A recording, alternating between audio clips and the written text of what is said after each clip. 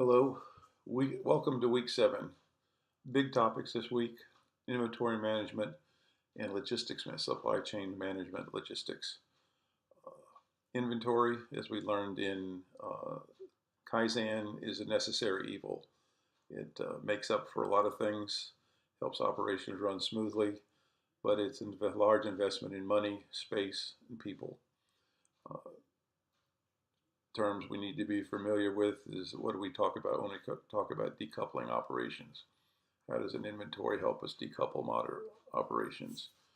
Periodic versus perpetual type inventories. Does your organization participate in one of these two functions? Some do, some do not, but at least everyone has to keep track of something. Uh, One student was uh, in banking industry. You obviously keep track of the money, but are are you inventorying how much you're having on hand? How are you planning to up that during holiday seasons, or what do you maintain on a regular basis to daily conduct business? Okay. What are the cost of inventory? You said a lot of money wrapped up in it, and as Kaizen talks about, too much inventory can become outdated, can be damaged in movement. It has to be moved. Takes up storage space that could be used for something else. So again, you need to be smart about your inventory. Logistics, how to get stuff from point A to point B and back again.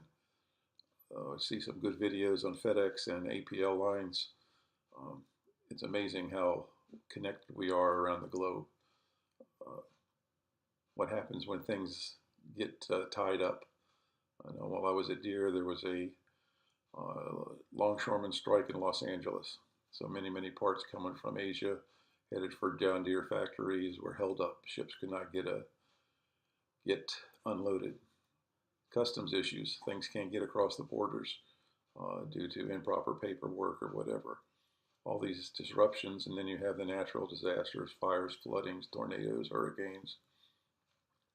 How do you handle those? What type of risk management do you put in place to deal with those? Do you maintain an additional safety stock or supply in order to keep you going? Or do you accept the fact that you could be down for a little bit? Centralized and decentralized package purchasing. It's very similar for HR. Do you have centralized HR functions with satellites out in the various locations, or does each location have its own HR function unto itself? Similarly for accounting, is that done the same way? VMI, vendor managed inventory, a new term that's in the past few years. Um, Very useful. It allows the supplier to maintain control of the inventory and manage that until the purchaser takes control of it. There at the bakery serving Walmart, we did work under the vendor managed inventory. Our production scheduling accountant got trained and got the secret password to get into Walmart's logistics system, but she went in and weekly looked at inventory levels, looked at what was going on, and she managed the inventory, which controlled the production rate there in the factory. Without doing that, previous to doing that, Walmart's orders could sometimes be a surprise, and you don't want to be surprised with a Walmart-sized order.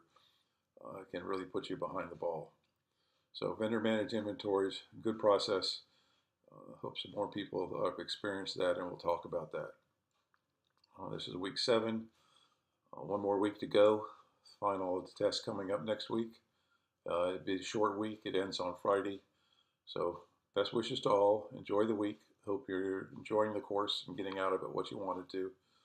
And I'll talk to you again soon. Thank you.